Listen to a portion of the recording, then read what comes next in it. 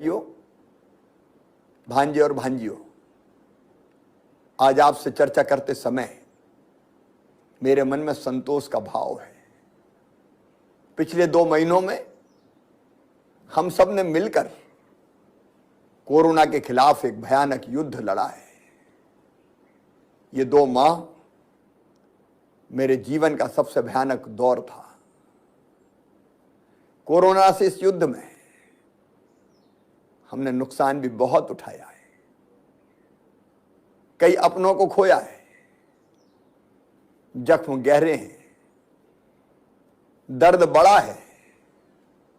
कल ही मैंने उन बेटे बेटियों के खाते में जिन्होंने अपने माता और पिता दोनों को खो दिया था, पेंशन की राशि डाली है।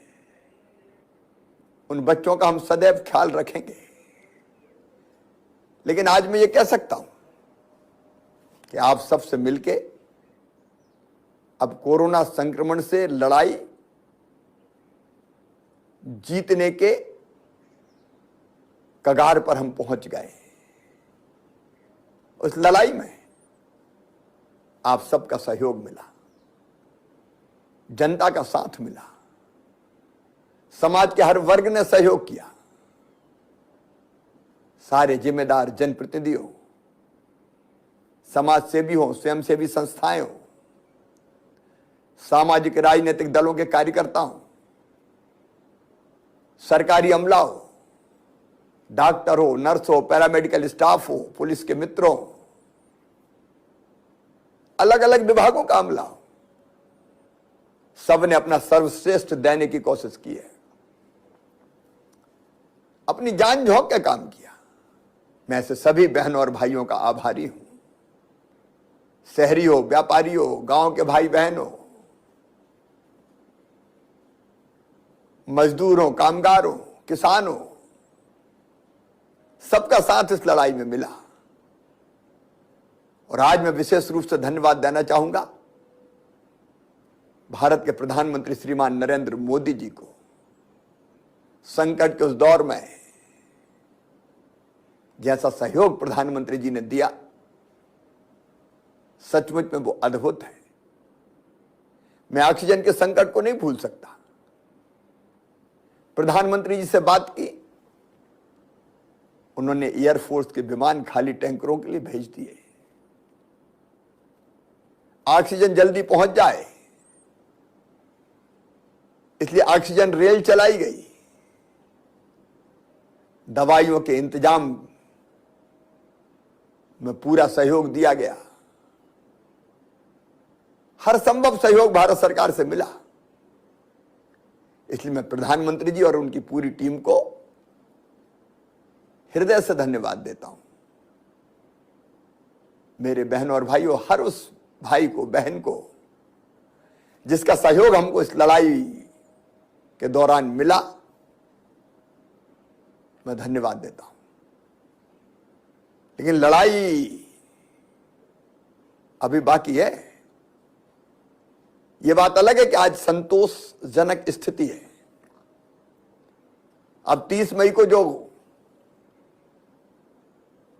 टेस्ट हुए थे 75,417, उसमें से पॉजिटिव आए केवल 1205। पॉजिटिविटी रेट लगातार घटता जा रहा है, 1.6% तक पहुंच गया है। रिकवरी रेट बढ़ के हमारा लगभग 96% हो गया है। लगातार स्थिति सुधर रही है। अब 30 मई के टेस्ट में तो खंडवा में एक भी पॉजिटिव नहीं आया। और प्रदेश के 30 जिले ऐसे हैं जहां 10 से कम पॉजिटिव केस आए हैं। इंदौर और भोपाल, इन 2 शहरों ने भी भरसक प्रयास किया है। अब आने वाले केसेस घटते जा रहे हैं, लेकिन बड़ी संख्या में केसेस अभी भी हैं। और कुछ जिले ऐसे जहां घटते हैं लेकिन दूसरे दिन बढ़ भी जाते हैं। इसलिए संक्रमण को नियंत्रित तो किया है, लेकिन संकट अभी टला नहीं है, इसलिए सावधान रहने की जरूरत है। ब्लैक फंगस नाम की बीमारी से भी हम लड़ रहे हैं। ब्लैक फंगस के जो पेशेंट्स हैं उनकी हम पूरी चिंता कर रहे हैं। इंजेक्शन का, एंटी फंगल इंजेक्शन का संकट था, लेकिन अब उनकी आपूर्ति भी सुनिश्चित होती जा रही है और प्राइवेट अस्पतालों में भी इंजेक्शन भेजने का हम इंतजाम कर रहे हैं। ब्लैक फंगस से निपटने में भी हम अपनी तरफ से कोई कसर नहीं छोड़ेंगे। हमें ब्लैक फंगस से भी लड़ना है, लेकिन कोरोना से भी लड़ाई लड़ते रहना है। इसलिए कोरोना कर्फ्यू अभी हम समाप्त नहीं कर रहे हैं। कोरोना कर्फ्यू 15 जून तक जारी रहेगा, लेकिन कोरोना कर्फ्यू में हम छूट दे रहे हैं, सुरक्षा भी और समृद्धि भी। अपनी सुरक्षा भी करना है, लेकिन आर्थिक गतिविधियां चालू भी करना है, ताकि बिजनेस, व्यापार चल सके, निर्माण के काम चल सके, गरीब की रोटी चल सके, मेहनत मजदूरी मिल सके। इसलिए क्राइसिस मैनेजमेंट ग्रुप, चाहे वो हमारे जिले के हों, चाहे वो हमारे ब्लॉक के हों, वार्ड के हों, गांव के हों, उन्होंने अपने अपने हद तय किया है कि 15 जून तक कौन सी गतिविधियां चलेगी और कौन सी गतिविधियां नहीं चलेगी। लेकिन कुछ गतिविधियां ऐसी है जिन पर पूरे प्रदेश में प्रतिबंध रहेगा, और अपनी सुरक्षा के लिए, संक्रमण को रोकने के लिए वो पाबंदियां जरूरी है। सभी सामाजिक, राजनीतिक, धार्मिक आयोजनों पर प्रतिबंध रहेगा।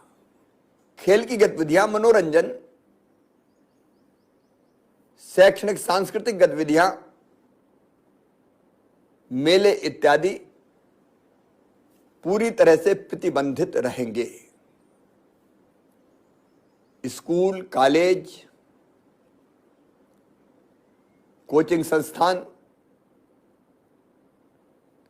ये भी बंद रहेंगे। सिनेमाघर, शॉपिंग मॉल्स, व्यायामशाला, जिम, स्विमिंग पूल, थिएटर,